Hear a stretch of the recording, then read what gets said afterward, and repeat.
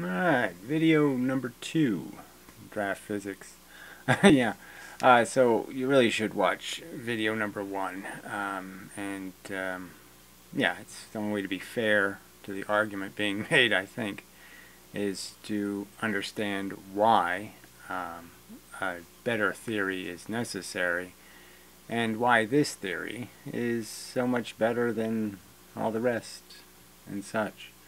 Fits the obligation, which is to, you know, fit the evidence, the good evidence, the hard evidence, and to do it with the simplest argument possible, the simplest mechanism, because the default assumption is that the underlying mechanism gets simpler, not more complicated. That a potato is a potato. It isn't God. It's not more than a human being. That things do get simpler and more rudimentary as you go down the physical ladder. That you don't have complex structures, you have simpler structures. And yeah, so that's the argument. So we sort of left off with the one universe. There's two basic kind of functional elements, these things called force and the things called matter, and that the two bits, the two kinds of something in the universe need each other for anything to really happen, because the matter allows something to happen that the force can't do on its own. So the first argument to make is that the universe is basically just a bunch of little, those are just dots, okay, just representing little bits, all moving the speed of light in a straight line. Now, how that pressure is contained is, an unanswerable question at this point. You could argue where did the background radiation come from? Could be a similar mechanism.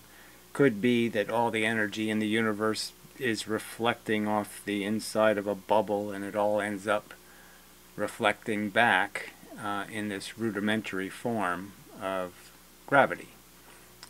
Little bits without a frequency. So a photon goes out and then gravity comes back, kind of thing. But it doesn't really matter. I'm not here to attempt to describe origins of the universe or containers for the universe. How big the universe is. I'm just trying to make an argument for what we can understand as the mechanism that creates the phenomenon we see of organization and complexity. So the basic idea is the universe is just full of a bunch of this stuff, and this stuff has two forms, and those two forms on their own can't interact. The square ones can't interact with the round ones, or if you make them just red and black, like red and black on a checkerboard, one only goes on red squares, one only goes on black squares, and they can't intersect unless a matter bit provides the opportunity for that. So the basic idea is that the universe would be absolutely nothing, no matter how much energy you put in it, no matter how much shape you put in it, if the force was all one color, if it was just one thing, and the one thing interacted with the one thing in a kinetic way, it would be impossible to have anything called change, because the universe would look the same if everything hits each other or if everything misses each other. So the example would be is you have two bits come in and two bits are going to leave. Whether they hit each other or not, it'll look exactly the same. So whether this reflects off this one and bends this way, or they go straight through, or just doesn't matter. It's all going to look the same. And what matter allows it to happen is that the reds go in and the black comes in. If they intersect, the red has a new direction. It doesn't go the same direction.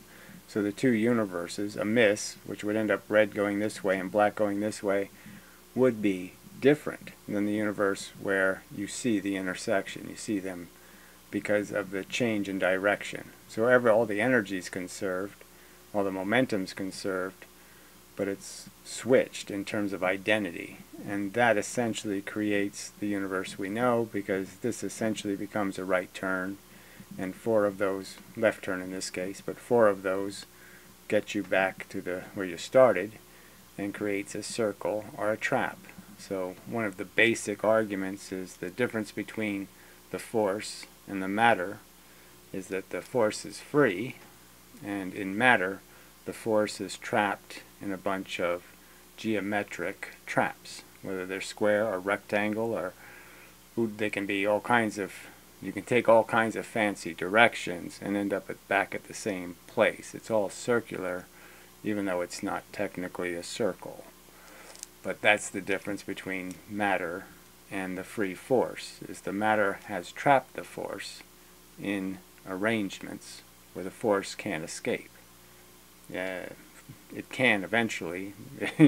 If you do the right thing and cause the right effects, you'll release that force that's trapped.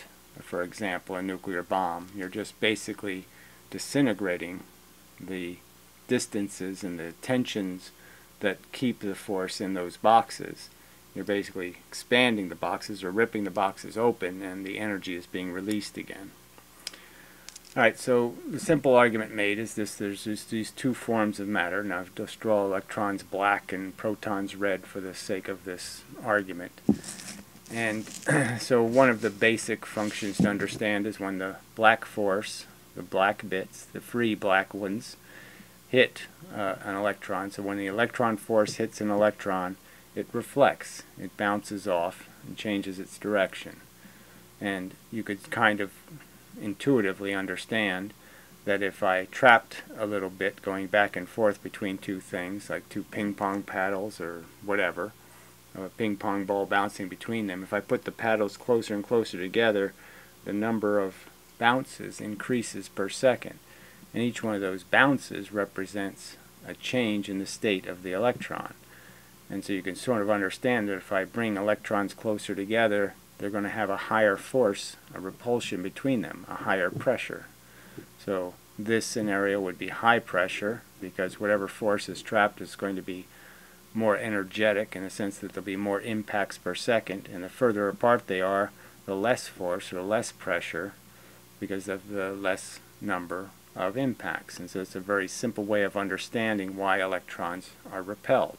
It's because there are these little force bits between them that are causing that repulsion. Now, a nuance to that is that these electron bits are essentially the electromagnetic spectrum. So from radio waves to cosmic rays, or gamma rays anyway, those are made out of these little black bits, and they affect electrons. And when you inject some into an arrangement of electrons, that too will increase the pressure. So you can sort of understand that I can increase the pressure by bringing the two things closer together, or by adding more ping pong balls. And if I add more ping pong balls, I'll have more pressure. And that's basically why light interacts with electrons. It's basically by letting light go, you're releasing some pressure. By absorbing a photon, you're increasing the pressure. And that essentially is what's accounting for the phenomenon of changing the orbital, is essentially changing the amount of pressure between the electrons, and that changes their distance from each other and the pressure between them, and sort of defines the chemistry of molecules. So another extension of that, the next step, is to understand so that an electron, the electron force basically is exchanging, alright, an arrow going one way for an arrow going the other way. So you can just see it basically as like a little bank, and it's basically saying, I'll keep the arrow going this way, I'll give you back the arrow going that way. So both environments are changed. The internal environment's changed in that it has a bias in the direction it absorbed, and the external world has changed in that it has a bias opposite to what it went in as.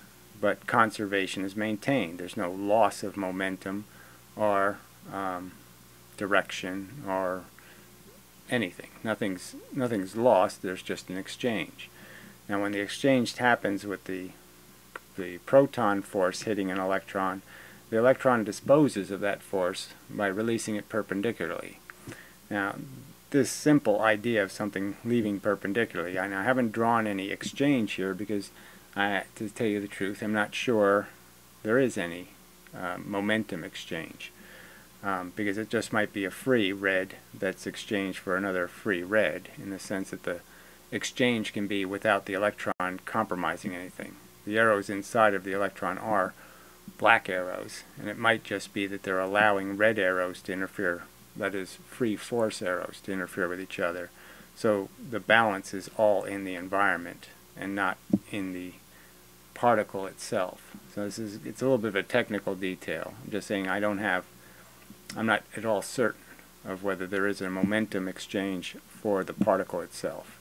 But regardless, the point is the energy is being released perpendicularly, and as a byproduct of that, it explains much of everything we call electromagnetism, because the properties of electromagnetism, Maxwell's equations, is full of this idea of the perpendicular release of energy with any kind of forward acceleration. So anything that moves forward ends up losing energy perpendicularly, and this is the simplest explanation of how that process takes place.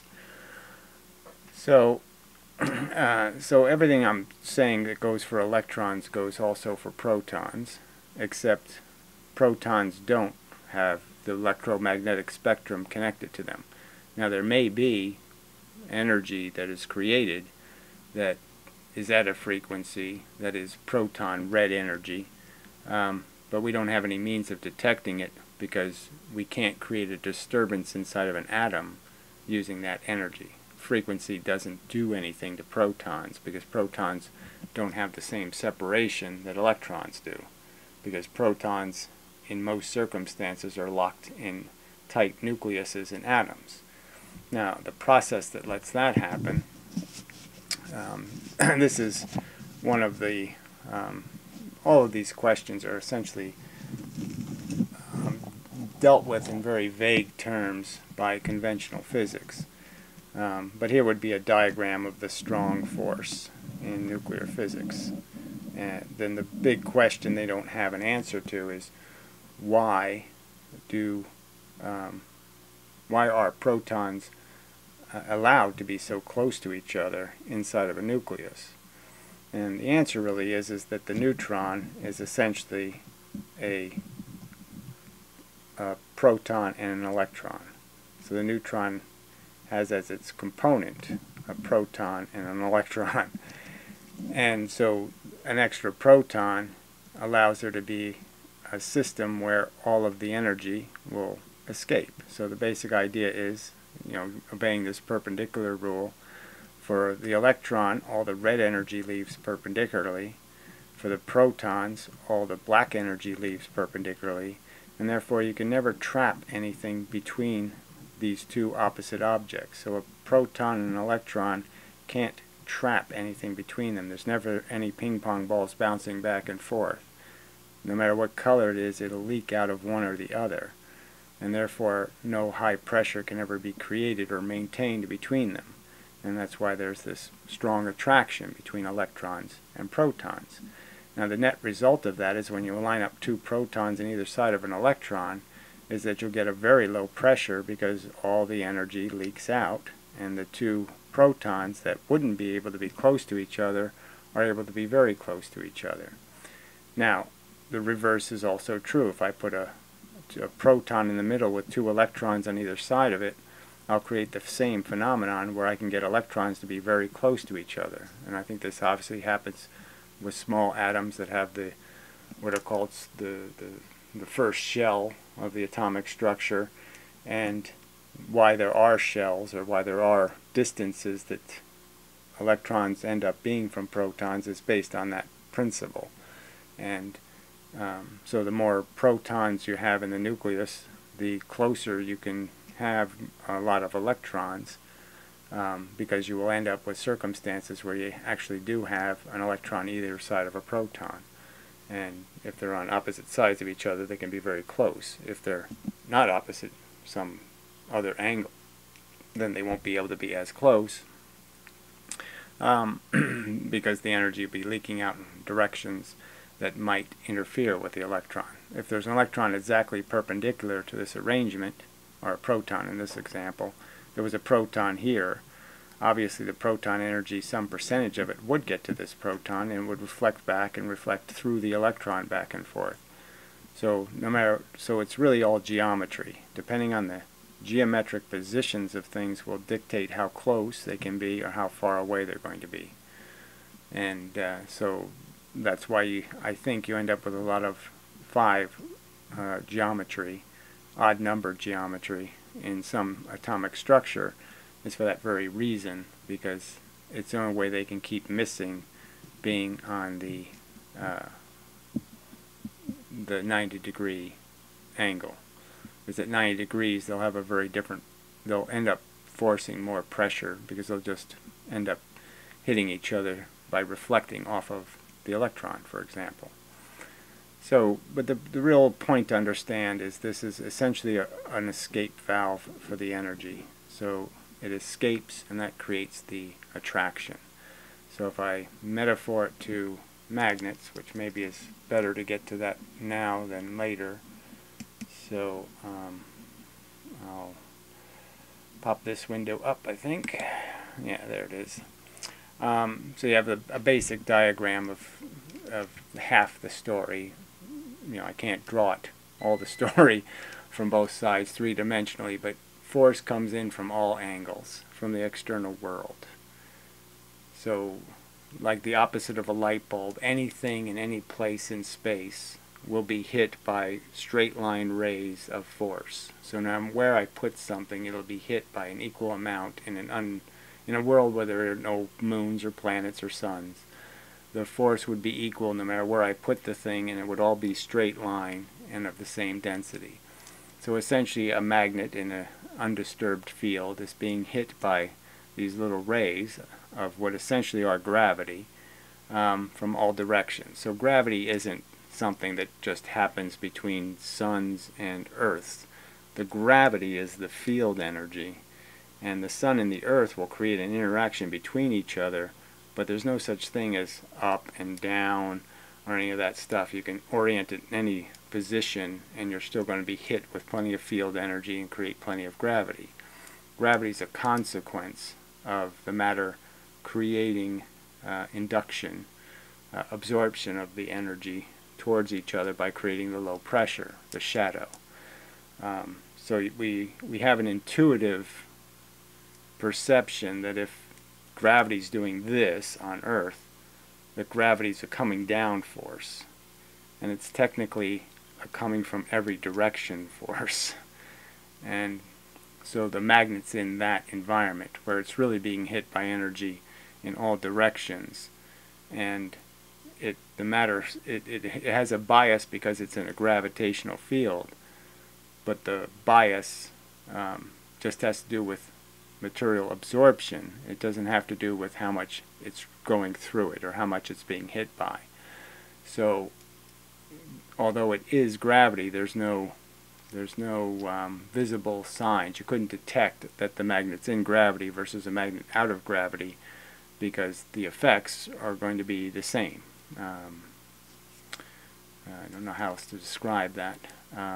The magnets their attraction might be stronger or weaker depending on where in gravity they are, but the fact that they attract will be the same. Alright, but the point is the energy comes in from all directions, and what the magnet simply does is what the protons and the electrons are doing, and it's simply diverting the energy. So any black energy that comes, say, in the top, the red part, is diverted and comes out the bottom part, and any black energy that comes in the bottom part is diverted and comes out the top part. So essentially the magnet is just filtering the energy in the environment. A bunch of little bits. You can think of it as radio waves, or think of something you don't see commonly that's all around you all the time and you have no idea it's there. Well, it's the same idea.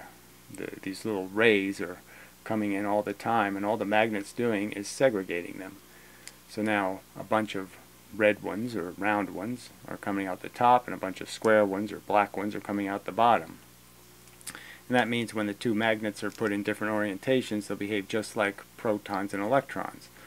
The electron side will repel electron side materials, materials heavy in electrons, and the proton side will likewise reflect or create high pressure when it's exposed to something that's high protons, high likelihood of reflections.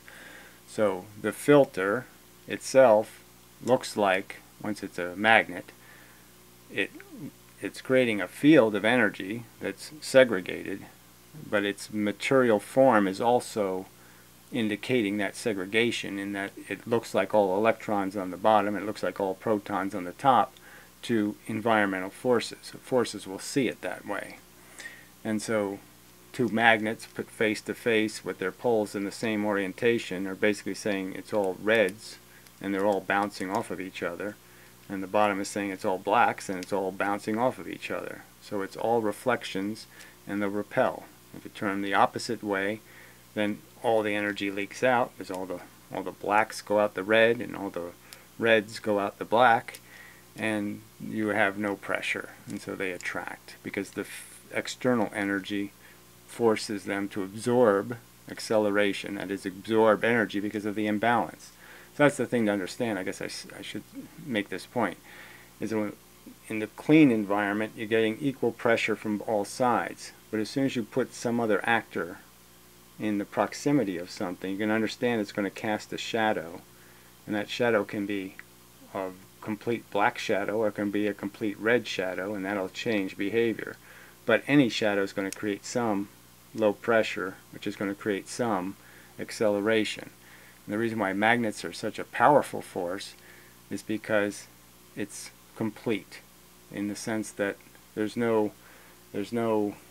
either all reflection or it's all leakage. So it's either no pressure or full pressure. And where gravity is more nuanced, in the sense that it's more about absorbing the subtle shadow of just any absorption of any color. So it's not a more complex argument. Obviously gravity is kind of a simpler force, but it doesn't rely on polarization in any strict way. But clearly the polarization plays a role in the force that gravity expresses, in the sense that it's not eliminating reflections and it's not eliminating the gates or the release of energy, but it's significant. It's a really poor magnet in a sense, so it's creating some low pressure, but not nearly as much low pressure as a magnet would create.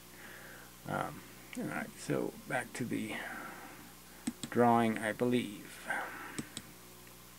I think that should be enough for you to get the idea that how simple this can be. If you just think of a magnet as an expression or a kind of compound or molecule that's heavily biased in terms of its proton and electron are biased, and that they're all aligned in the same way, and that alignment ends up creating essentially it's all red when you try to go this way, and it's all black from the bottom just because of the way it's shaped.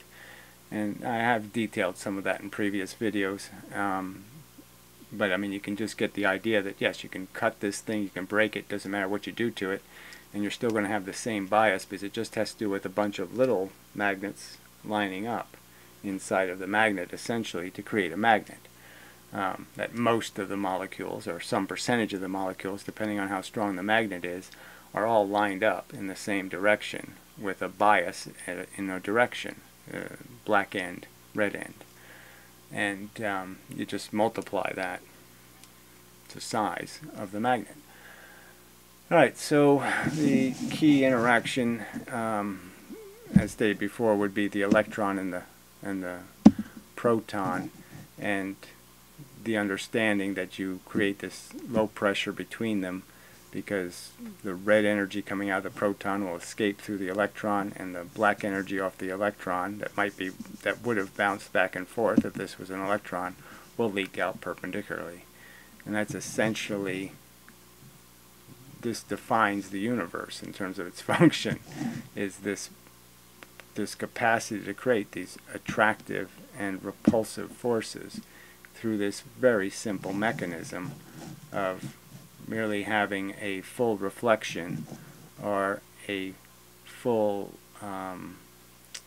deflection, in the sense that you've changed the direction of the force, and therefore the force can't have the same action or reaction it would have had if its direction hadn't been changed. And this little tiny mechanism is now, like I said, creates the idea that in these material objects you can build up a tremendous amount of force that's merely following these paths, and these paths can create essentially circles, and the circles can be shaped, nuanced. I mean, the circle can first go this way and then this way and then this way and this way and this way and this way and this way, but it ends up back at the same place, and it just continually keeps doing that based on the orientation of the pressure of all these other little elements. So depending on the shape of the elements will dictate in which direction the perpendicular release is, will be dictated by the pressure that's around these objects. So whether it loses a red this way or loses the red this way will be determined based on how many other relationships it has to other protons and neutrons and electrons. But it's really just, neutrons are just protons and electrons. They're already stuck very close together because they at one time probably were bi-sided or something, and so once they were capable of losing those little internal pressure bits, essentially an electron could just roll on the surface of a proton, and it'd be quite stable in that condition, because there would be a very small amount of pressure that would just happen from the fact that some black energy from the field will come into a proton, for example, and perpendicularly come out at the location the electron's at. So there's always some pressure. It's never perfectly void of pressure. So there's always a little tiny of pressure between electrons and protons. So when you get them a certain distance from each other, it'll just be that little field pressure that will maintain some distance between the electron and proton, so they won't crash into each other theoretically.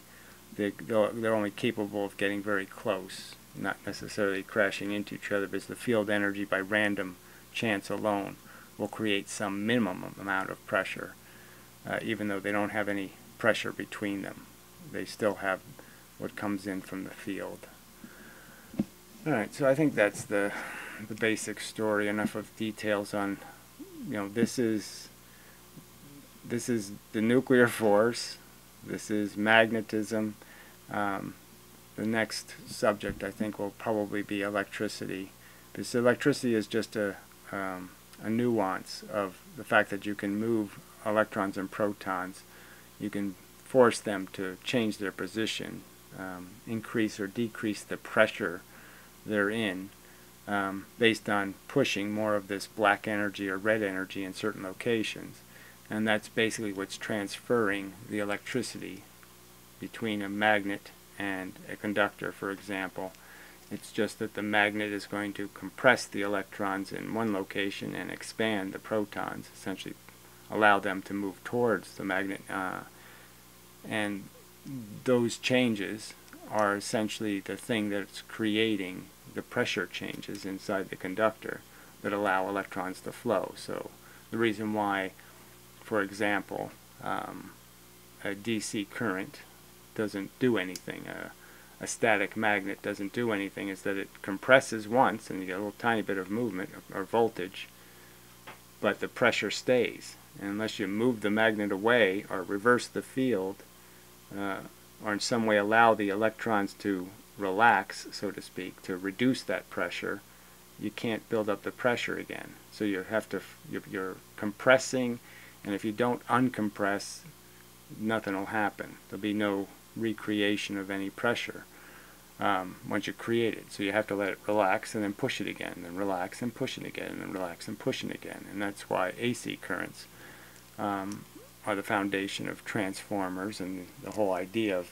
using magnetic fields to create electricity is that you have to turn them on and off. You have to allow the system to relax, or even to take even more advantage, or reverse the field, which essentially changes the orientation of the pressure. It essentially changes whether you have too many electrons in this end or too many in this end, because you change the pressure, which way you push them.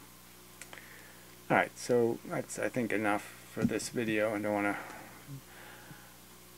just keep it focused on these are the elements. This is all you need to make a very complex universe.